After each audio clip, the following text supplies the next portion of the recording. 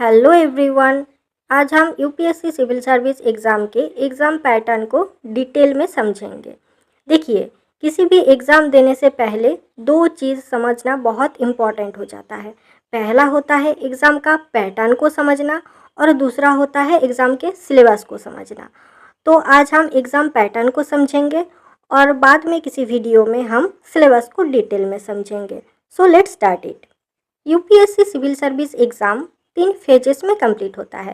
पहला फेज होता है प्रिलिमिनरी एग्जामिनेशन का, जिसको प्री भी कहते हैं। ये टोटल प्री एग्ज़ाम 400 मार्क्स का होता है और इसमें 2 पेपर होता है। दोनों पेपर ही 200-200 मार्क्स का होता है और दोनों ही एमसीक्यू टाइप के क्वेश्चंस होते हैं। दोनों पेपर में ही आपका टाइम ड्यूरेशन 2 घंटे का मिलता है। पहला पेपर होता है जीएस का पेपर।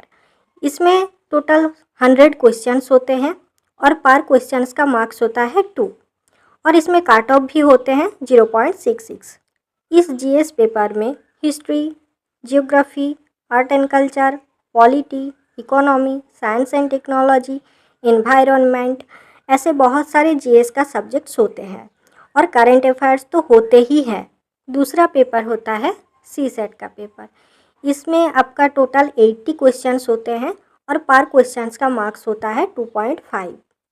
इसमें काट ऑफ होता है 0.833। लेकिन ये सीसेट का पेपर आपका क्वालिफाइंग पेपर होता है। इसमें सिर्फ क्वालिफाइंग यानी पासिंग मार्क्स लाना ज़रूरी होता है। इस पेपर में भी आपका टाइम ड्यूरेशन 2 घंटे का ही होता है। इसमें 10th लेवल का मैथ्स, रीजनिंग और कॉम्प्रिहेंस होता है। लेकिन हाँ, इस प्री एग्ज़ाम में एक बात इम्पॉर्टेंट होता है। ये प्री एग्ज़ाम का जो मार्क्स होता है वो अपना यूपीएससी के फाइनल मेरिट में ऐड नहीं होता है।